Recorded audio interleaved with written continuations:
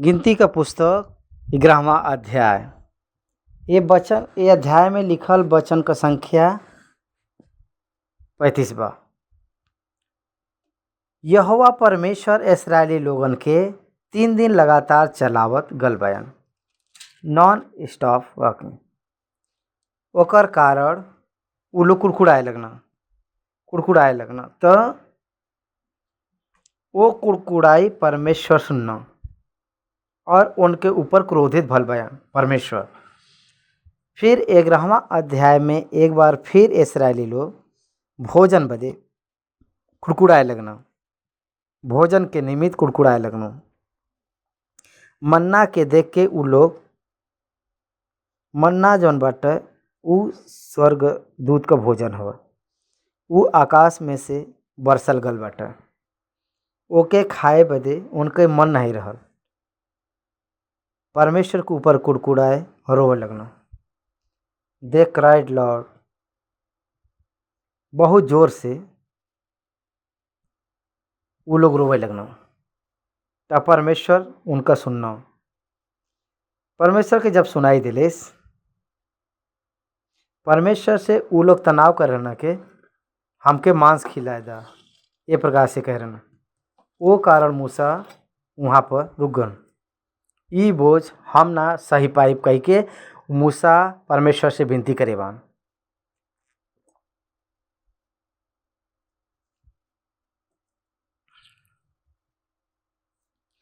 तब परमेश्वर उनके सपोर्ट करे बदे 70 लोग जौन अगुआ बान चुने बदे कहे रहना। 70 लोगन अगुआ लोगन के नियुक्त कैले के बाद में उन लोगन के ऊपर परमेश्वर जौन आत्मा दिले बान, जितना आत्मा मूसा के मिलल बा परसेंटेज पावर परमेश्वर उ 70 लोगन के दिले बा। तो उ सब लोग भविष्यवाणी करे लगना। ओकरे बाद उ लोगन के परमेश्वर पुराने और बटेर पक्षी के जौन मांस खाने की इच्छा के पूरी करे बदे उन लोगन के बटेर दे के मदद करे बा। कितरो ततावा करके वो जगह का नाम रखल बा। काहे बदे के उ जौन बटेर लोग मांस खाए रहना, उन लोगन के दांत में रहत वो उन लोगों का दांत सड़ कर रहा। हेसोरेत में वो लोग पहुँचल बा। वहाँ तक हम लोग 11वां अध्याय में देखे ला जा। तो आवा हम लोग 11वां अध्याय के वचन बाई वचन अध्ययन करल जी। 11वां अध्याय पहला वचन। फिर उ लोग गुड़गुड़ाए और यहोवा के सुनत और बुरा कहे लगना। और यहोवा मूसा और उनकर कोप भड़क उठल और यहोवा का आग उनके मध्य में जल उठल और छावनी के एक किनारे से भस्म करे लगा। It may be fact, it may be true, but they वर स्ट्रगल फिजिकली। शारीरिक तौर से उ लोग बहुत कष्ट उठाए रहना। ओकर मतलब 3 दिन के सफ़र का मतलब उ लोग कष्ट करे रहना। उ लोग बुड़बुड़ाए का मतलब हम लोगन के एक बार समझे के बाटे। का परमेश्वर दया का गुण रहे वाला नहीं है? काहे उ लोग 3 दिन कंटिन्यूसली चलाए रहना। परमेश्वर उ लोगों के जहाँ उतरे के बाद वो स्थान के परमेश्वर सुरक्षित कह के वहाँ उन लोगन के उतारे बदे चाहत न। यही बदे God's look at the safety of the believers. परमेश्वर कष्ट देवे वाला हाय कह के नहीं। परमेश्वर कभी भी कष्ट देवल नहीं चाहना। परमेश्वर सुरक्षा देवे वाला है। Safety and security is important for parents about their children. माता पिता के उनके बच्चा के सुरक्षा महत्वपूर्ण होला। वो लोग बहुत सावधानी से रहे वाला हन। ये बात बड़ा मुख्य है। खतरा न हो चाहिए कह के माता पिता चाहना, न कि उन लोगों के कष्ट उठाओगा कह के। ये हम लोगन के बचपन से ही हम लोगन के जाने के चाहे। माता पिता एक तरह देखल जाए तो बहुत क्रोधित और बहुत कठिन होना देखे में, लेकिन उ लोग बच्चन के भलाई बदे ही हवा। उ लोग सेहत बदे, उन लोगन के सुरक्षा बदे ही माता पिता ऐसे रहना। उ लोगन के समझे के चाही, लेकिन बचपन में बच्चा नहीं समझना, बड़ा होले के बाद में उ लोग समझना डिसिप्लिन, उ सेफ्टी जोन उ लोगन के कितना डेवलप करे बा उन लोगन के समझ में आवाला बड़ा होले के बाद। यही बदे फिजिकल स्ट्रगल यीशु मसीह के ऊपर विश्वास करे वाला जौन विश्वासी यात्रा में God allowed it, God continue it, okay हम लोगों के समझे के बाटे। अपना सेम बदे परमेश्वर के सारे परिस्थिति आपस सेफ के लिए परमेश्वर सारा बात के लेके चलावत हन। परमेश्वर जेके प्रेम करना उनके अच्छा सुरक्षा कह देना और उन्हें सुरक्षा कह के चलावाना, वैसा करवाओ बदे परमेश्वर बहुत इच्छा रखना। उम्मीद विश्वासी का कंफर्ट जोन के बारे में नहीं सोचना, कम विश्वासी के कैरेक्टर के पूरा करे बदे वो सोचना, विश्वासी लोगन के कॉन्फिडेंट देवे बदे वो सोचना का विश्वासी कंफर्ट में बान कि नहीं, वो प्रमुखता नहीं बाटे। कैरेक्टर से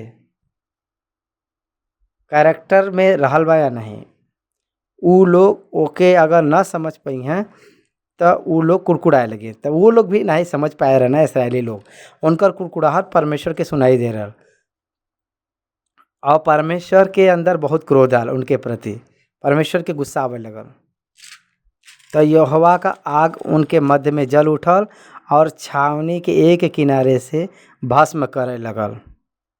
गॉड्स एंग्री, जे भक्तिहीन है उन लोगन के ऊपर परमेश्वर का क्रोध उमड़ रहा। पौलुस कहा ना रोमन के लिखत समय ये कहे बा, यही बदे परमेश्वर से हम लोगों के बहुत सावधानी से रहे के बाटे। हम लोग अपन भौतिक परिस्थिति के एटमॉस्फेयर के अपने डिसओबीडियंस के वजह से कभी भी डिस्टर्ब नहीं करे के चाहिए। परमेश्वर विश्वासी के इंटरनल है फैर के बदे न दिए, अगर वो लोग गलत करें तब पर भी वो लोग पाप करें, उनके कंडीशन में वो प्रतिफल के वो लोग सहाय के जैसा परमेश्वर करना भौतिक रूप से। यही बदे हर एक विश्वासी परमेश्वर उनके ठीक करे बदे देवे वाला भौतिक कष्ट में हम लोग परमेश्वर का पुत्र है, परमेश्वर हमके ठीक करत बन कह के हम लोगों के जाने की चाहिए, नहीं तो हम लोग निष्फल हो जाल जी। वो हमसे प्रेम करत बन ये बदे हमके ठीक करत बन, यही बदे हम हमारे परिस्थिति के ठीक करत बन जो सोच बा परमेश्वर के परिस्थिति के लेवक चाहिए। प्रार्थना से आपन जौन उल्टा परिस्थिति बा ओके सामना करब सीखे के बाटे। प्रार्थना के वजह से हम लोग अपन उल्टी परिस्थिति के सब कुछ हरावे बदे हम लोगों के सीखे के चाहिए। यही बदे मूसा का करे बयान पता बाटे, तुरंत मूसा यहोवा से प्रार्थना करे रहना। देखो दूसरा वचन में, तब लोग मूसा के पास आए के चिल्लैना और मूसा यहोवा से प्रार्थना कईना, तब वो आग बुझ गया। परमेश्वर का बात जो है हमेशा हम लोगन के बहुत ज़रूरी है। परमेश्वर के तरफ अगर हम लोग बाढ़ जल जीता हर एक परिस्थिति हमके ठीक करी, हमार परीक्षा सुलझावा कह के जब हम लोग विनती करल जीता वो हमके प्रतिफल दी हैं। आप परमेश्वर से दूर हो जी कुड़कुड़ा के वजह से, प्रार्थना के वजह से परमेश्वर के करीब ही हैं। That's what God wants from you. God wants to you to come to him, not to go away from हिम। परमेश्वर अपने बच्चा के अपने पास आवे बदे चाहना, हम लोगों के छोड़ के जाए बा कह के नहीं। यही बदे इसराइली उनके पास आए के उनके ऊपर निर्धारित होए के बा, उनके परिस्थिति में उनके जीवन में बहुत अच्छा है कह के सिखाए बा। और वो स्थान का तबेरा पड़ल काहे बदे यहोवा का आग उम्मीन जल उठ रहा। ओकरे बाद चौथा आयत में मिस्री जन उन लोगों के बीच में बा काहे बदे उ लोग कुछ लोग मिस्री लोगन से शादी करेवान इसराइली लोग। ई जौन मिली जुली भीड़ बाटे ई लोग बहुत मांस खाए बदे तड़पत बाया। इसराइली फिर रोवे और कहे लगना कि हमके मांस खाए बदे के देही। मांस खाए का लालच एक बहुत बड़ा लत हवे। उ जौन आदत जे लोग पावला उ लोगन के पता बाटे कि कितना कष्ट होला ओके छोड़े बदे। वंस फॉर ऑल कट हो गया। इजिप्ट आए के बाद में उन लोगों के मांस नहीं मिल रहा। उ जौन फूड लिया ना उ ख़त्म हो गया। सिनै पर्वत के पास उ लोग मन्ना का एंजॉय कर शुरू करना।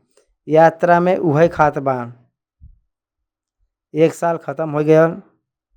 मन्ना के छोड़ के उ लोग अदर फूड पानी और मन्ना ई दुनों रहल। चट्टान से आवे वाला जल पिए बदे और आकाश में से बरसल गल मन्ना ई दो छोड़ के उन लोगों के पास कुछ नहीं रहा। माला एक बेकरी में जा, स्वीट शॉप में जा या तो एक होटल में अगर आप लोग जा तो एक एक जगह में कितने प्रकार का अलग अलग जौन खाए वाला चीज़ मिलला। अलग अलग प्रकार का चीज़ हम लोगन के मिलला। एक बार सोचा अगर हम लोग खाए वाला चीज़ के देखल जीता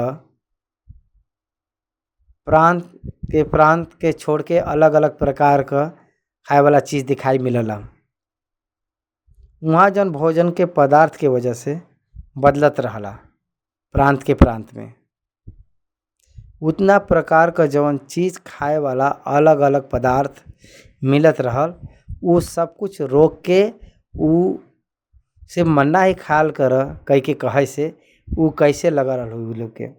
एकर मतलब शारीरिक इच्छा भोजन बदे आहार बदे बहुत सामर्थ तेजी से रहला इच्छा। यही बदे यीशु मसीह 40 दिन के बाद उपवास के 40 दिन के बाद शैतान ये पत्थर के रोटी बना के खाएला कह के कहे रहल। ये पत्थर के रोटी बनाए दो कह रहल। इजराइल देश में सब लोग रोटी बना के खाला। अलग अलग प्रकार का रोटी वहाँ मिलला। रोटी खाए बदे कहे रहना। रोटी के जैसे बदले बदे कहे बा आपके जौन पसंदीद रोटी के रूप में बा आपके जौन ज़रूरत बा ये पत्थर के ऐसे बदल के खाए ला। शैतान टेम्प्ट करवाए रहा यीशु मसीह कहे बदे के फूड खाए के चीज़ के बारे में नहीं। एक बहुत सामर्थ्य रूप में काम करला दिमाग के ऊपर। ओबेसिटी के लोगन के ये परिस्थिति बहुत अच्छा से समझ में आवला। ब्रेन भोजन बदे एक व्यक्ति के बहुत तड़पावला। यही बदे ओबेसिटी जेके रहला ऑपरेशन पर उ लोग जाना बैंड डलवाए या सर्जरी काहे बदे के उ लोगन का गर्भकोश पेट काट के उ लोग सील देना या तो मोड़ के सी देना पीट के।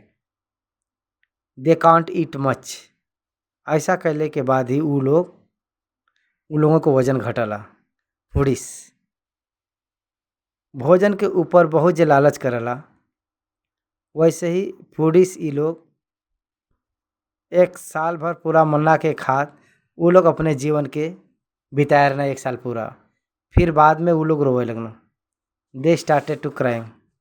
एक बात याद रखा what is the needed and what is the wanted. वो बात याद करे के बा। God always look what you need what you want not.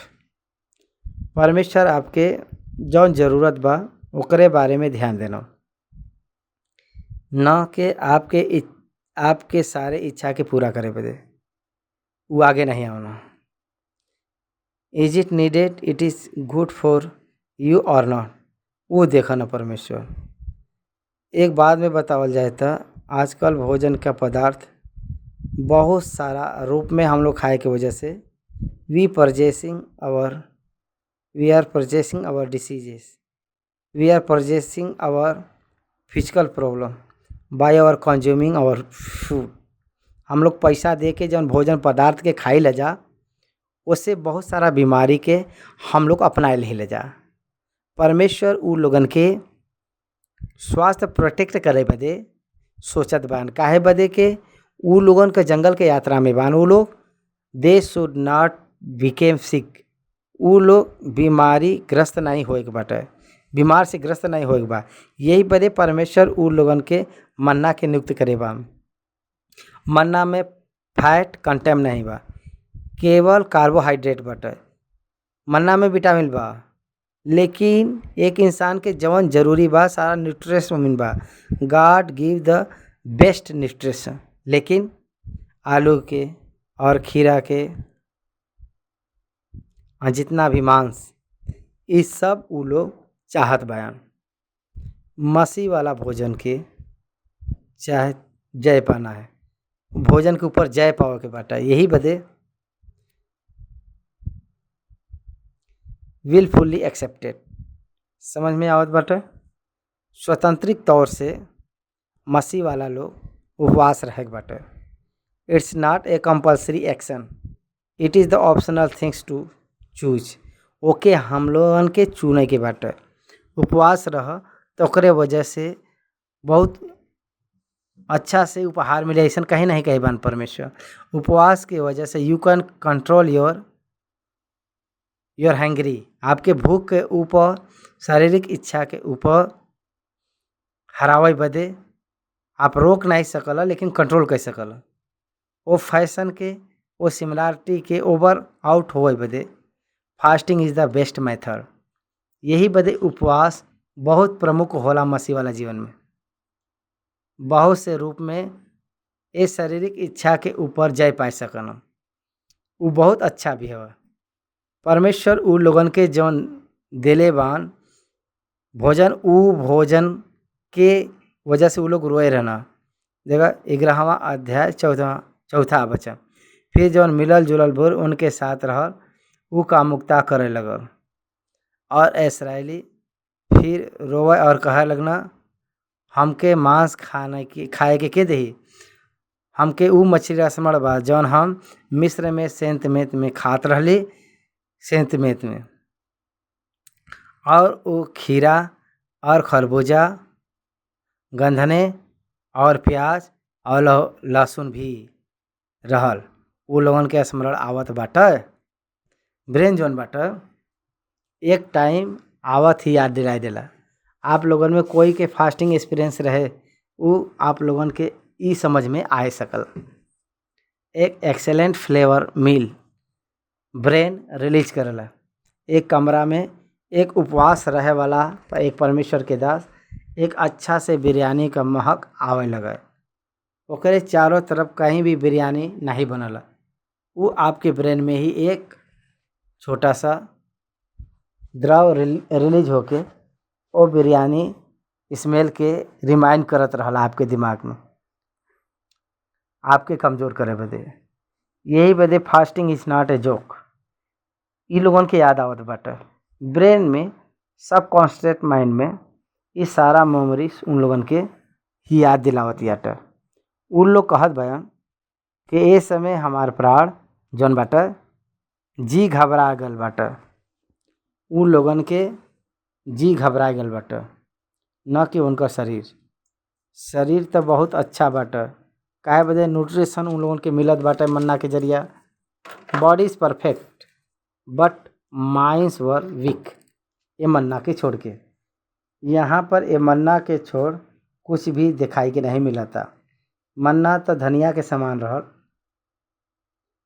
मन्ना तो धनिया के समान रह और ओकर रंग रूम मोती कसा रहल।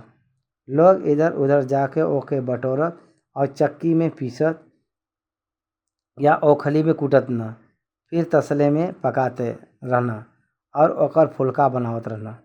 और ओकर स्वाद तेल में बनल हुए पुए के समान रहल।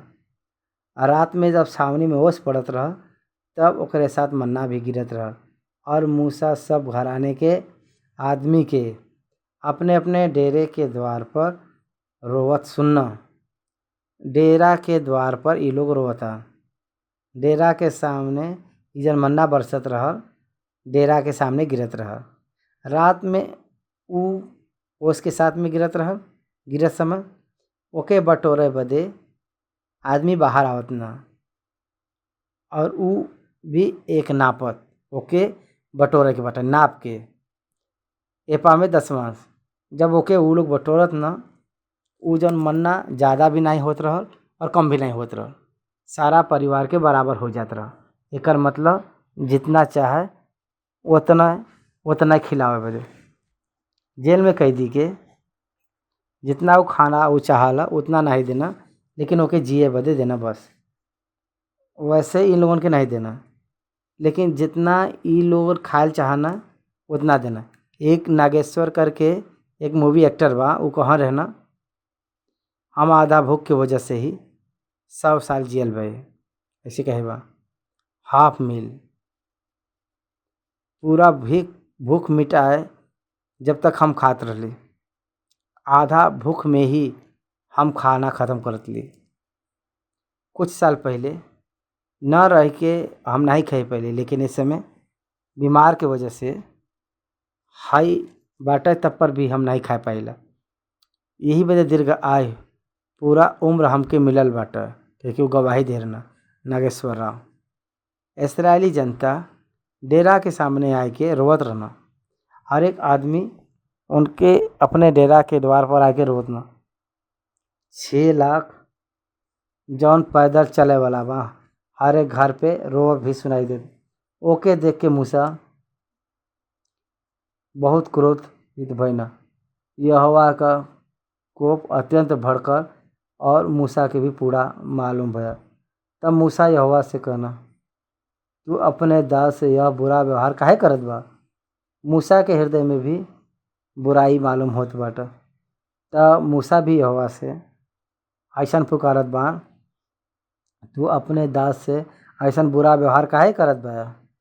तू अपने दास से बुरा व्यवहार ऐसन काहे करत बा? और का कारण बाटे के हम तोहरे दृष्टि में अनुग्रह नहीं पैली कि तू ई सब लोगन का भार हमरे ऊपर डाले बा? का ई सब लोग हमरे ही कोप में पड़ल बा? का हम ही उनके उत्पन्न करे भाई? जवन तू हमसे कहे बा, जैसे पिता दूध पीते बालक के अपने गोद में उठावा फिरला, वैसे ही हम इन लोगन के अपने गोद में उठाए के ओ देश में ले जाई जिनके देवे का शपथ तू उनके पूर्वज से खाए भाया। इतना मांस कहाँ से मिले कि ये सब लोगन के दही? यह कह के मेरे पास रोवत बान कि तू हमके मांस खाए बदे दा। जे रोवत बच्चा के सामने पिता जैसे उस सहला, जैसे पिता अपने बच्चा रो रो के छीनना वो से मांगना, वैसे मूसा अनुभव करत बा वो इस्राएली लोगन के सामने। सभी लोग मूसा के पास आए के पूछे लगना कि मूसा हमके मांस दे कह के, हमके इतना मांस कहाँ से हम ली आई? यहाँ तो जंगल बाटे कह के कहत बन मूसा। यहाँ ई शहर नहीं बाटे और 20 लाख जनता यहाँ बाटे।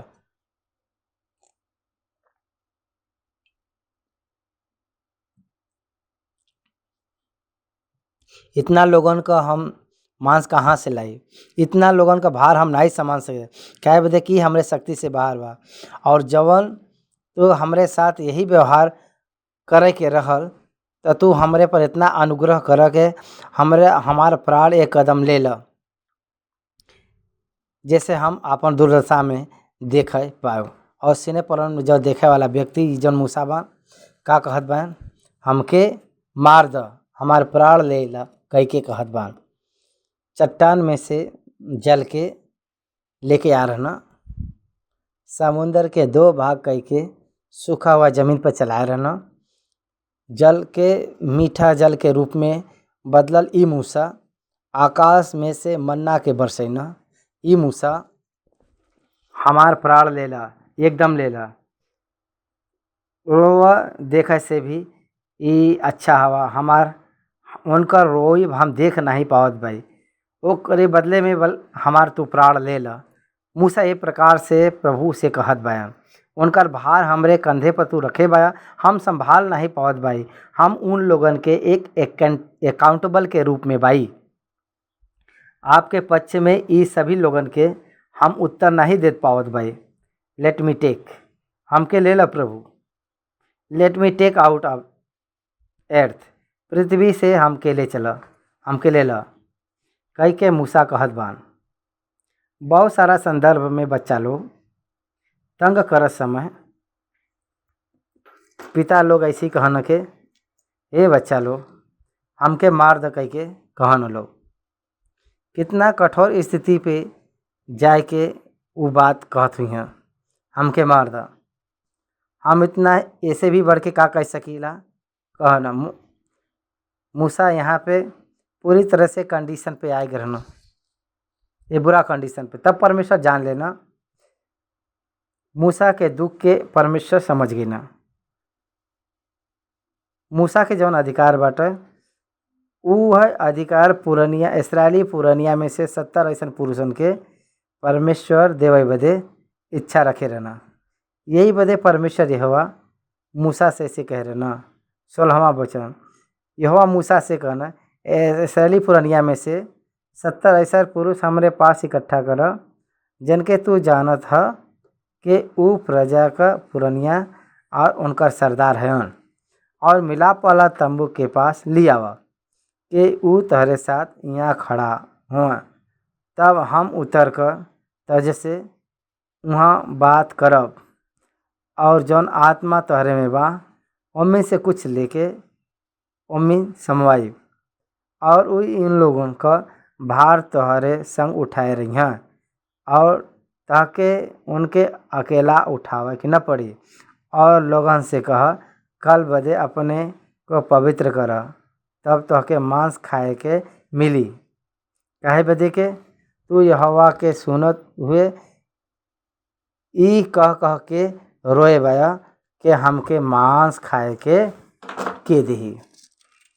गॉड आंसर्ड, 70 लोगन के पुरनिया के लेके वो मिलाप वाला तंबू के डेरा के सामने आके खड़ा हो जा कह के कहे बन, हम तह से बात करें। अब परमेश्वर कहे बन मूसा से, आज लोगों से कह दे के पवित्र कर, कल बदे अपने आप के पवित्र कर कह के कहब, तब तह के मांस खाए के मिली कह के परमेश्वर वादा करे बयान। काल के दिन आपके मांस खाए जात बया। गो एंड टेल देम, उनकर हाथ छोटा नहीं बाटा। जैसे तू रोए बया वैसे हमके रोक जरूरत नहीं बाटा। का आप समझत बया? का आपके समझ में आवत बाटा? मूसा जैसे रोए रहना वैसे परमेश्वर काहे रोई हैं? उनका हाथ छोटा नहीं बाटा। का परमेश्वर नहीं कह सकनो? वो सब कुछ कह सकनो। काहे बदे कि तू यहोवा के सुनत ई कह कह के रोए बया कि हमके मांस खाए के दही। हम मिस्र ही में पल रहे, यही बदे यहोवा तह के मांस खाए के दी हैं, और तू खइया।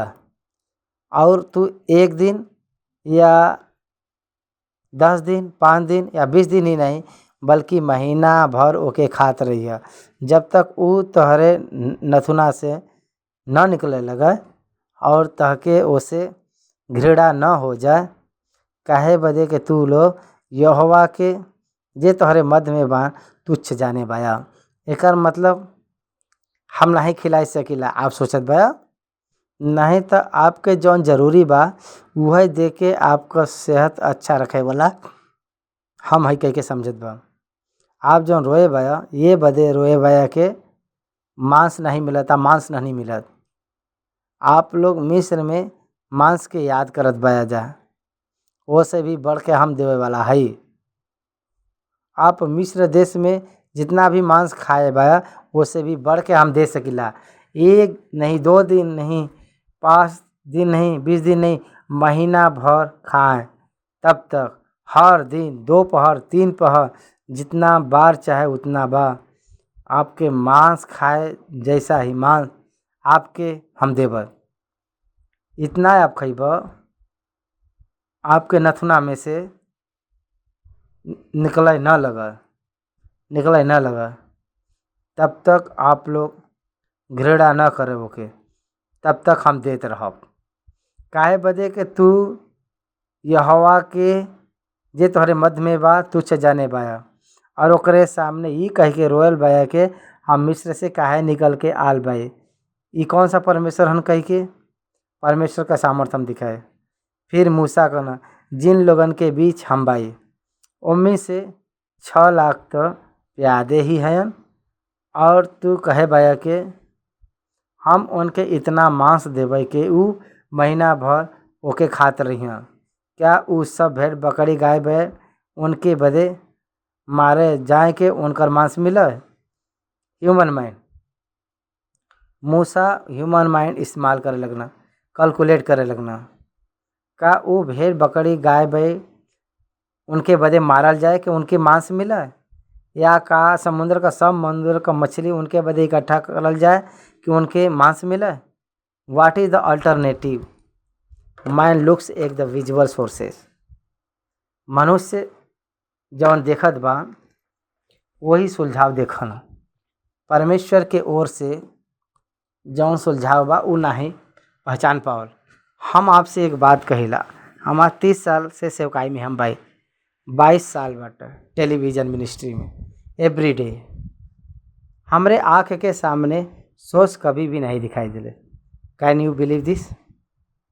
का आप हमारे बात के ऊपर यकीन करत बा। हम बिल्स पे करे बदे पूरा कभी भी एक ही दिन में नहीं देखे भाई। I never saw a monthly total payment at a time in my 22 years ministry TV programme. महीना में जौन देवे के बा 1 लाख रुपया एक ही बार कभी भी हम देखे नहीं रहे। लेकिन जिस दिन का वो दिन जब चाहे तो जौन सोच से आवाला हमके भी पता नहीं बाटे, लेकिन 22 साल कंटिन्यू करत हम आल भाई। It is the not work of God my friend. का ई परमेश्वर का कारण नहीं बाटे मित्र। कह के हम आपसे पूछत भाई मूसा कहत बान के समुंदर के मछली के पकड़ी का हम भेड़ बकरी गाय बैल के मार दही। इतना लोगन के 6 लाख प्यादा ही पुरुष लोग ही 6 लाख बा। महीना भर पूरा इतना लोगन के 6 लाख इंटू 30 दिन मतलब 1 करोड़ 80 लाख। 1 करोड़ 80 लाख का मतलब 3 करोड़ 60 लाख मील्स।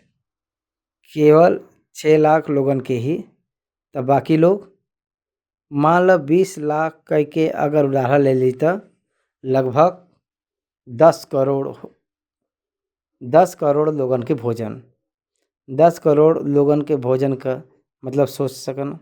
10 करोड़ से भी ज़्यादा का मतलब, और उहो मांस से। मांस बाटे तो आप सोच सकन कितना मांस चाहिए। तब परमेश्वर कहता 23 वचन में यहोवा मूसा से कहना का यहोवा का हाथ छोटा हो गल बाटे। अब तू देखबा के हमार वचन जौन तहसे कहे भाई के ऊ पूरा हुई कि नहीं। तब मूसा बाहर जाए के प्रजा के लोगन से यहोवा के बात ई कह सुनैना, और उनके पुरनिया में से 70 पुरुष इकट्ठा करके तंबू के चारों ओर खड़ा करना।